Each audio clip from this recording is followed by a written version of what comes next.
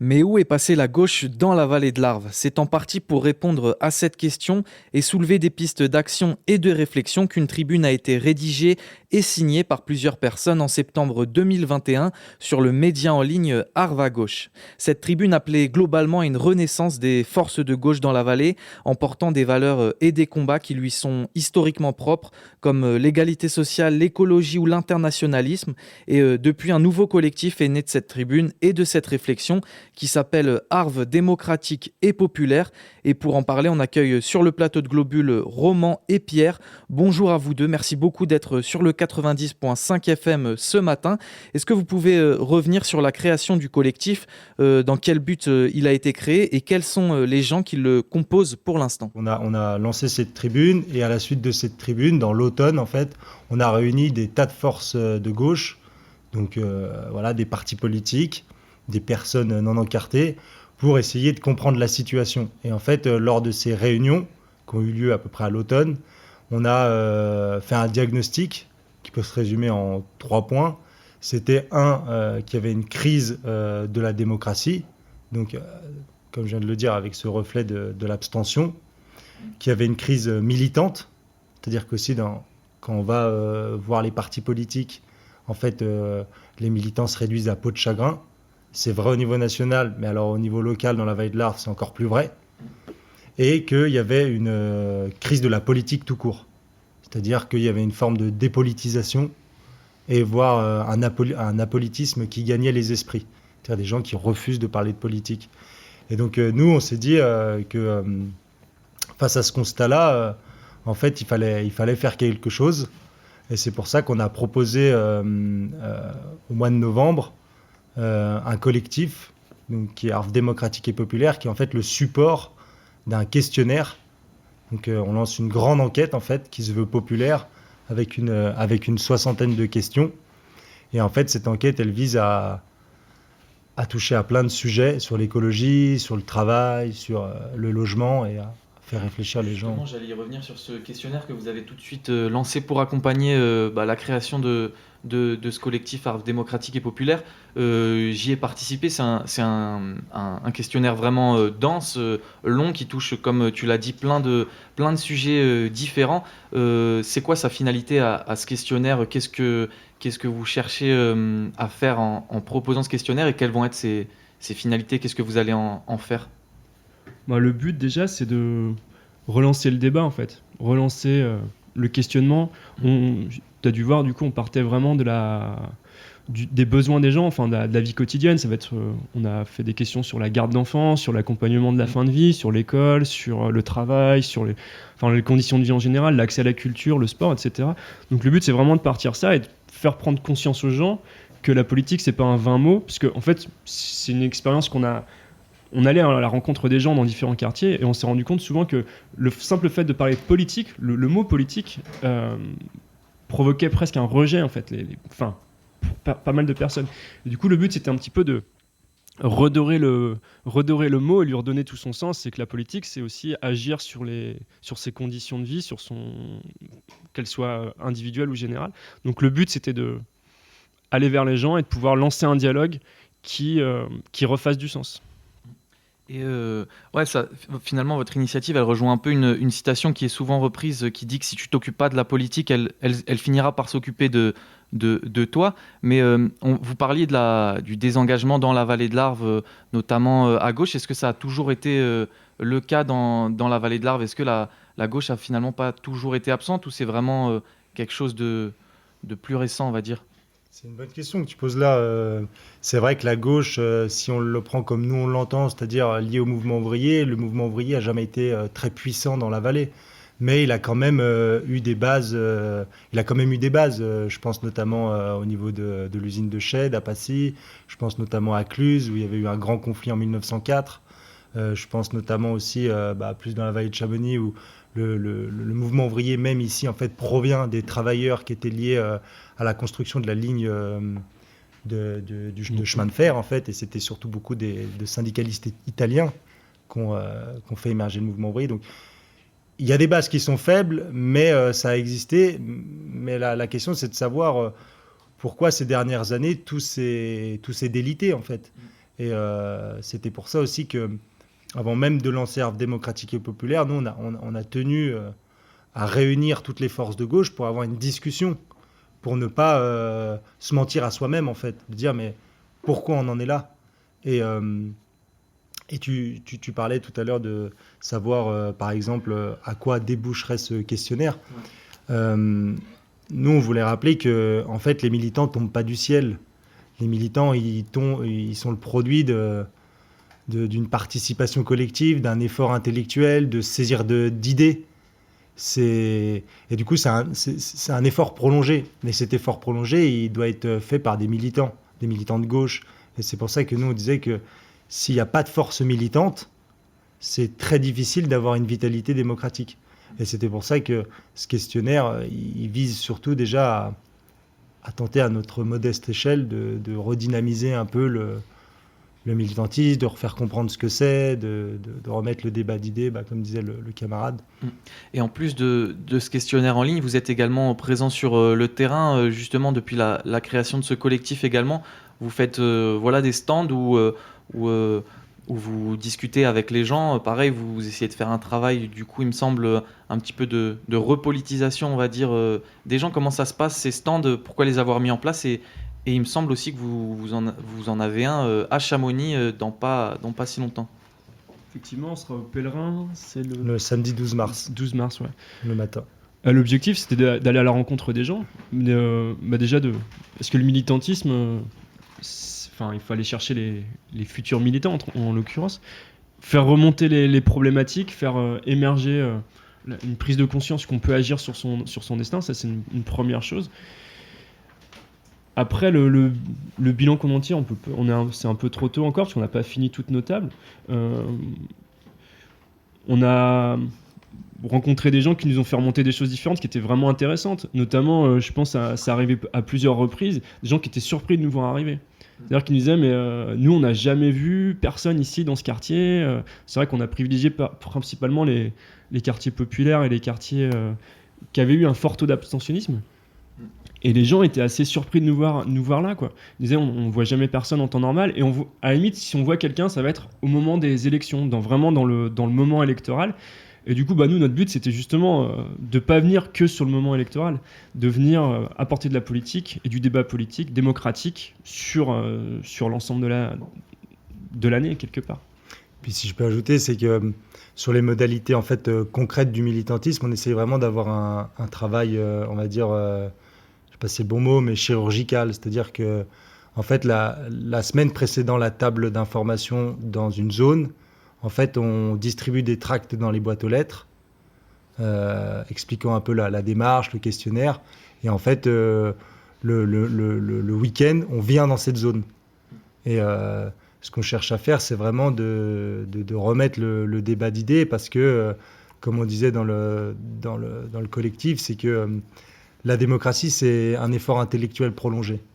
Si on peut retenir une définition, pour nous, c'est ça. Et tout à chacun est amené à faire cet effort intellectuel prolongé. Et aujourd'hui, on voit bien que dans la société, que ce soit par le travail, que ce soit par les réseaux sociaux, en fait, il y a des tas de barrières pour rentrer dans cet effort, en fait. Et le problème, c'est que on a aussi des responsables politiques qui se contentent de cette situation. Ils laissent faire les choses, ils se contentent d'une démocratie purement représentative, d'une démocratie purement électorale. Et du coup, ça ne permet pas de remobiliser les gens, en fait. Et voilà, et c'est pour ça que nous, on a voulu cibler vraiment, comme il disait le camarade, les zones les plus touchées par l'abstention, aller avec un tract, aller avec une table. Et quand on aborde les gens, c'est leur dire... on ne vient pas leur dire, voilà, votez pour telle personne ou telle personne. Et c'est ce qui, d'ailleurs, les interpelle. Parce qu'ils se disent, mais vous êtes pour qui? Et nous, on leur dit, mais nous, on est pour personne. C'est pas qu'on n'a pas des avis politiques, nous, on est là d'abord pour dire... Mais vous, la politique, pour vous, c'est quoi? Et c'est quoi vos besoins? Et après, nous, on est là pour échanger. Bien sûr qu'on a une vision du monde, on est partisans, mais on est là pour faire œuvre démocratique, si on peut dire ça comme ça.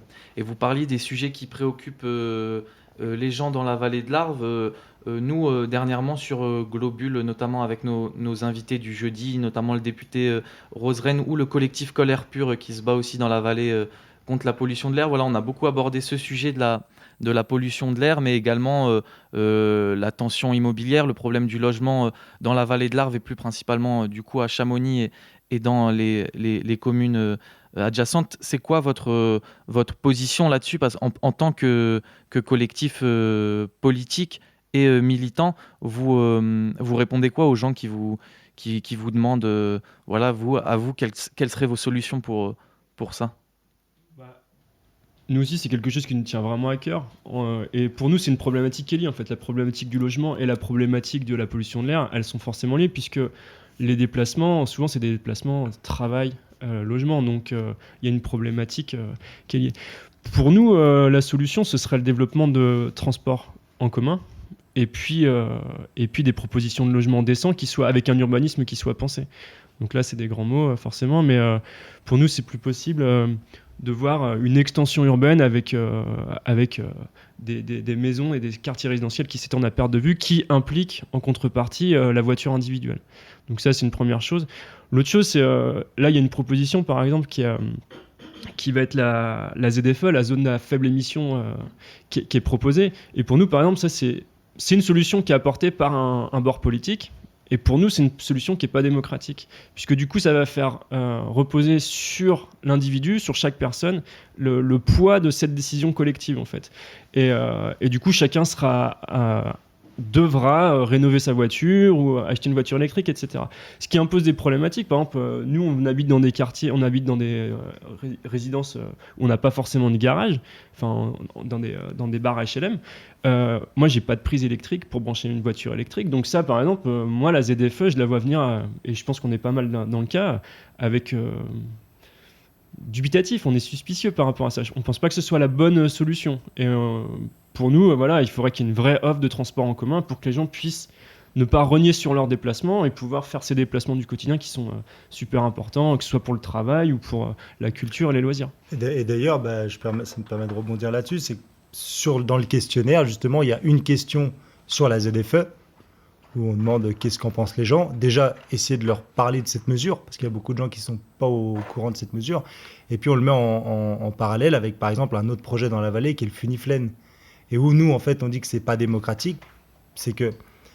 Peut-être qu'on peut juste rappeler ce que c'est le Funiflen. Le Funiflen, c'est un projet dit d'ascenseur valléen, donc une grosse remontée mécanique qui partirait du bas de Maglan et qui irait raccorder la station de Flaine. Et ça prend le tronçon historique en fait du téléphérique qui a permis de construire cette station. Et voilà, et il y a les autorités qui disent que c'est un pas en avant pour la qualité de l'air parce que ça va éviter aux voitures de monter à Flaine. Et si on regarde les choses en surface, on se dit bah oui, c'est vrai, c'est intéressant. Mais en fait, ce qu'on voit, c'est qu'il va y avoir un parking de 1000 places à Maglan, que ça va sûrement occasionner plus de trafic routier et que les autorités sont très enclines à nous dire que pour les touristes, pour les stations touristiques, on peut mettre en place des transports en commun très attractifs, mais que pour la population qui travaille, c'est-à-dire la population qui va dans les usines du décolletage, qui construit les maisons, ces gens-là, on leur dit, écoutez, allez chercher quelques aides de l'État, difficilement trouvables d'ailleurs, et rénovez votre voiture. Et c'est pas démocratique, parce que si d'un côté, on peut offrir à une clientèle un transport en commun très efficient, pourquoi on ne peut pas avoir, par exemple, parce que nous, on est très attachés à un tramway. Ça paraît fou, on nous dit, mais c'est pas réaliste. Mais nous, on pense qu'une ligne de tramway, elle serait totalement possible dans la vallée. Et que, par exemple, ça répond justement à la question de la pollution de l'air. Parce que, juste pour finir, si j'ai le temps, la question de la voiture électrique, maintenant, on pense qu'il y a beaucoup de gens qui ont compris que ça posait des problèmes sur les batteries au lithium, l'extraction, tout ce qui est en amont de la chaîne de production. Mais ce qui est moins dit en termes de particules fines, c'est qu'une voiture, elle émet à peu près un tiers de particules fines liées à l'abrasion de la route, à l'usure des disques de frein et des plaquettes de frein. Et que ce qu'on se rend compte, il y a une étude allemande qui l'a montré, c'est que la voiture électrique est beaucoup plus lourde, parce qu'il y a une batterie qui est très lourde, et qu'en fait, ça va sûrement générer aussi plus d'émissions de particules fines liées à cette usure. Et donc, on n'est pas bien sûr que ça va améliorer, en fait, même à long terme, la question de la pollution de l'air. Et que tout le monde est d'accord pour dire que c'est les transports en commun qui seraient la meilleure des solutions. Mais ça, c'est une volonté politique. Et voilà. Il y a un autre sujet assez sensible et qui est présent dans le questionnaire, c'est les chauffages individuels. On en discutait avec le député Monsieur Xavier Roseren il y a 2 semaines. Lui, il était favorable à une sorte de police du feu un peu plus répressive, on va dire, avec les habitants qui utilisent toujours voilà, des foyers ouverts dans leur maison, etc. Vous, c'est quelque chose qui vous semble trop, cet aspect répressif dans la manière de combattre la pollution de l'air dans la vallée? Bah, faut être honnête sur le fait que le chauffage au bois, c'est le premier émetteur de particules fines, donc c'est vrai que ça pose un problème majeur. Mais après, c'est toujours pareil, en fait. Nous, on va toujours revenir sur l'aspect démocratique ou non d'une mesure. Et le chauffage au bois, ça pose un vrai problème, mais derrière le chauffage au bois, c'est la question du chauffage en général qui se pose. Et par exemple, ben, nous, et comme des tas de gens, on vit en logement collectif. Moi, je vis par exemple dans un quartier qui est alimenté par un système de chauffage collectif. Et on pense que la solution, c'est comme sur la question des transports, c'est la question de la collectivité, de prendre en charge collectivement le chauffage. Et qu'effectivement, le chauffage au bois, c'est un résidu d'une vieille tradition. C'est toujours chauffé au bois, on a toujours considéré que c'était comme ça. Mais maintenant, on a des capacités tu vois, technologiques de pouvoir se passer du chauffage au bois. On a des capacités d'avoir des systèmes de chauffage collectif. Et nous, on pense que on doit aller progressivement vers la généralisation pardon, du logement collectif avec système de chauffage collectif. Par exemple, on peut penser ici, on a un atout qui est majeur, qui est l'hydroélectricité. Et l'hydroélectricité, ça permet d'alimenter des systèmes de chauffage beaucoup plus propres. Même s'il faut faire attention aussi sur la question de la faune sauvage, parce que ça peut poser des problèmes. Mais en tout cas, sur la question du chauffage, c'est une vraie piste. Donc, nous, l'alternative ne se situe pas tant dans de savoir comment on va réprimer ceux qui font du chauffage ou non, enfin du chauffage au bois ou non, plutôt que de savoir comment on accompagne la collectivité pour se transformer et aller vers un système de chauffage durable et moins polluant. On a un peu évoqué le problème du logement, mais ici, plus à Chamonix que vers Salanches ou Cluses, il y a le problème des résidences secondaires et de la difficulté pour les habitants locaux de trouver des logements décents à des prix plutôt abordables. Comment on pourrait lutter justement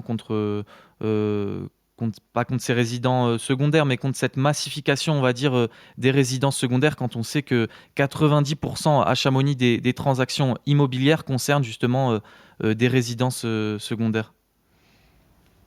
Question compliquée. Ouais, c'est une question compliquée, ouais.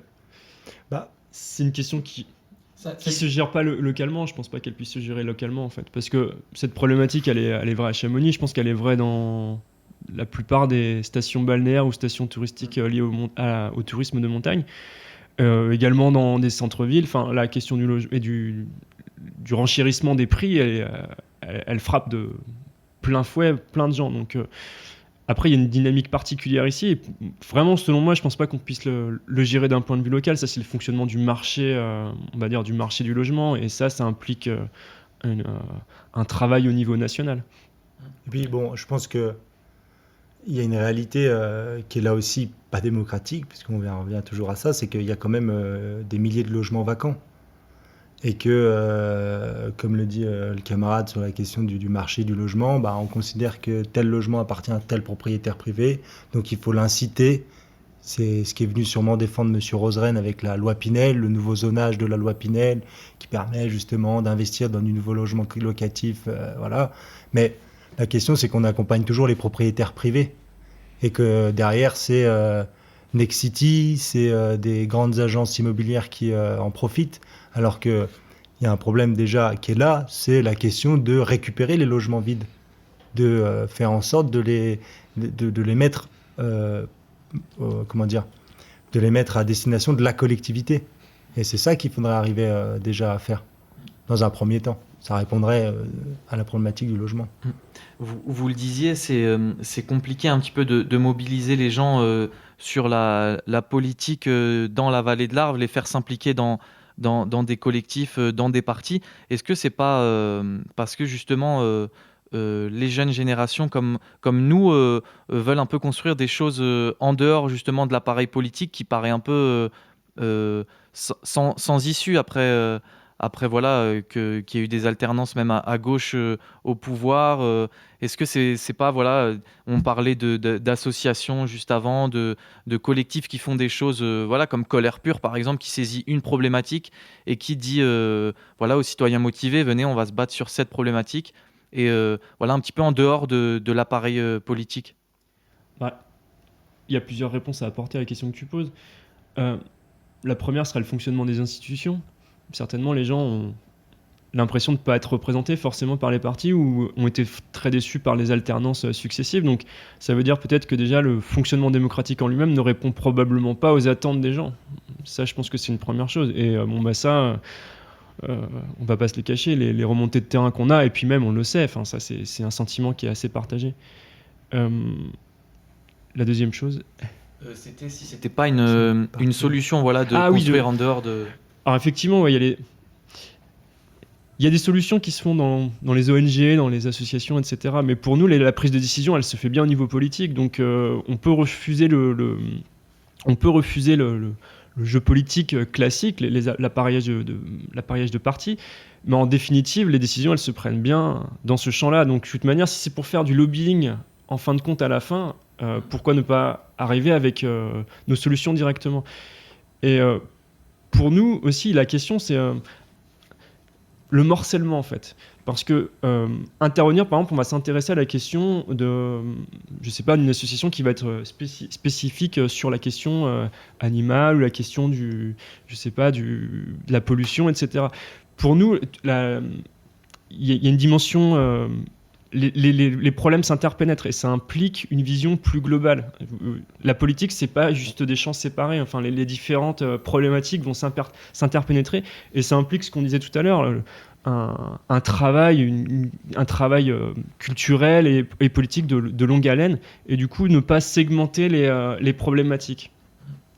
Et puis enfin, la dernière chose, ça va être la question des réseaux sociaux. Je pense pas que peut-être que c'était là que tu voulais aller, mais il y a aussi ce militantisme digital là, qui s'instaure, avec l'impression qu'en posant des clics sur Internet, où on peut disposer d'un espace, c'est vrai, certes, on peut disposer d'un espace de parole, mais c'est pas efficient en fait. Pour nous, c'est une illusion ça. Donc je veux pas dire qu'on se méfie des nouvelles formes de militantisme, mais je suis pas sûr qu'elles soient forcément à la hauteur des enjeux auxquels on fait face actuellement. Et puis ouais, pour rebondir là-dessus, on a quand même eu des mouvements antérieurs là, récents, qui ont proposé des choses hors parti. Je pense par exemple aux Gilets jaunes.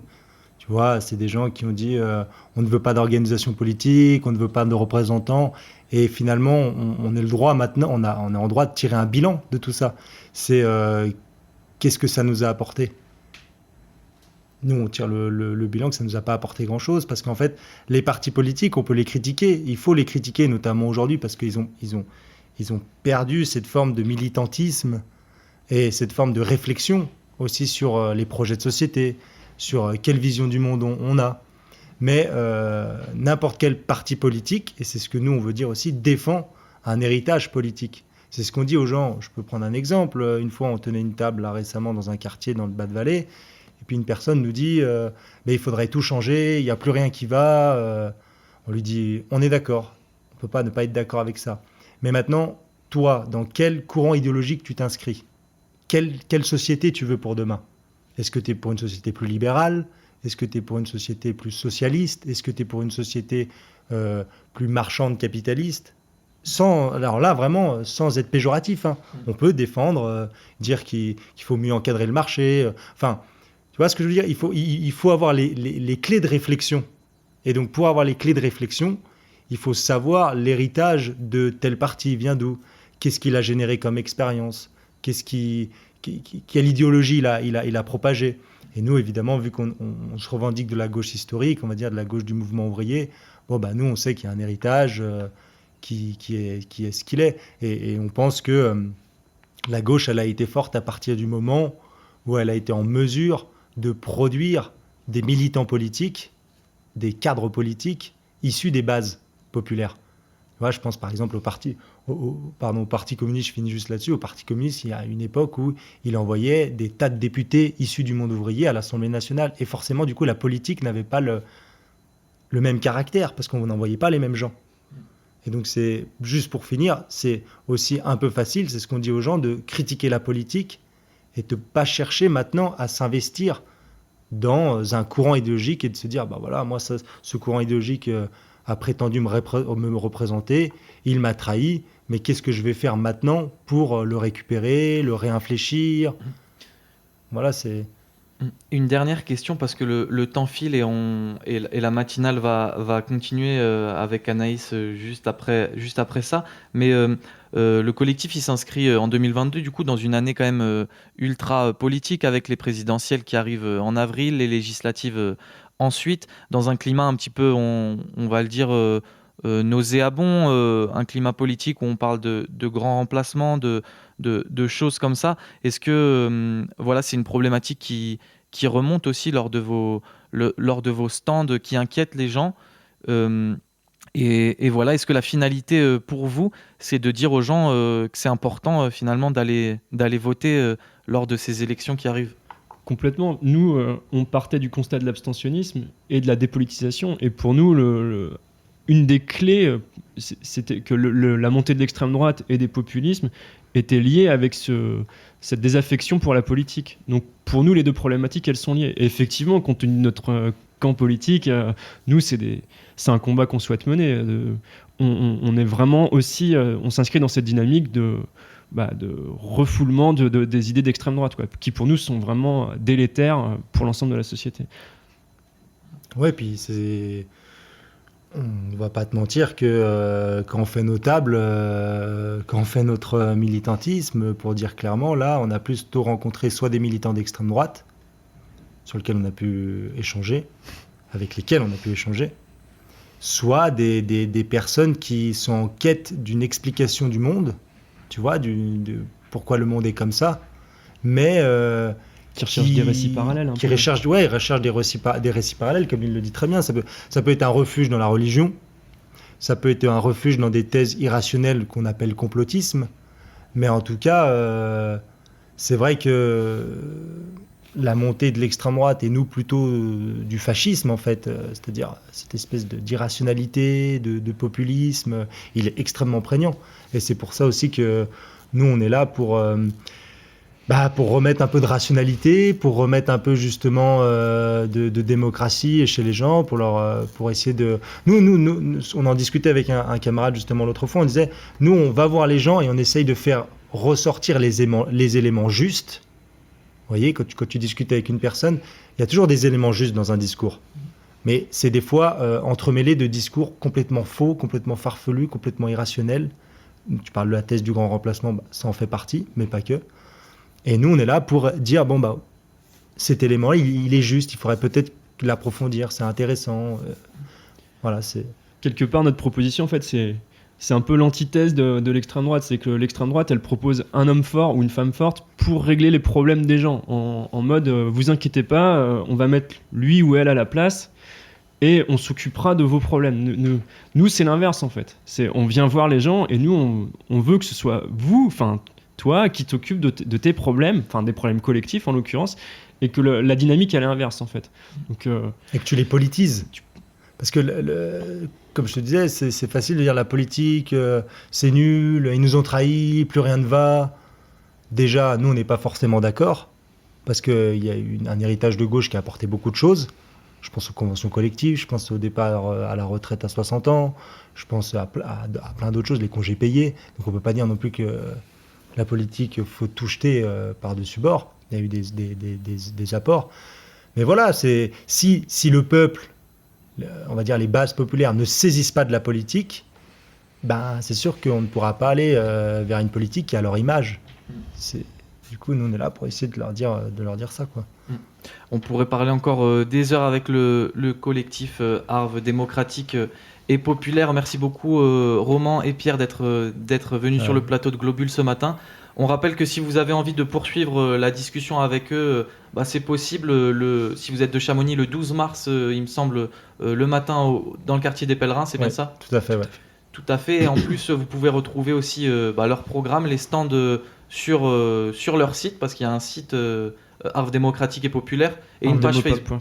et une page Facebook aussi, il me semble, avec le programme des stands. Donc vous pouvez retrouver toutes les informations là-dessus et bien entendu participer au questionnaire qui est ouvert Au 20 mars. jusqu'au 20 mars. Donc vous avez encore le temps de répondre à ce questionnaire. Nous, on continue sur Globule Radio 90.5 FM notre matinée avec Anaïs et un peu de musique.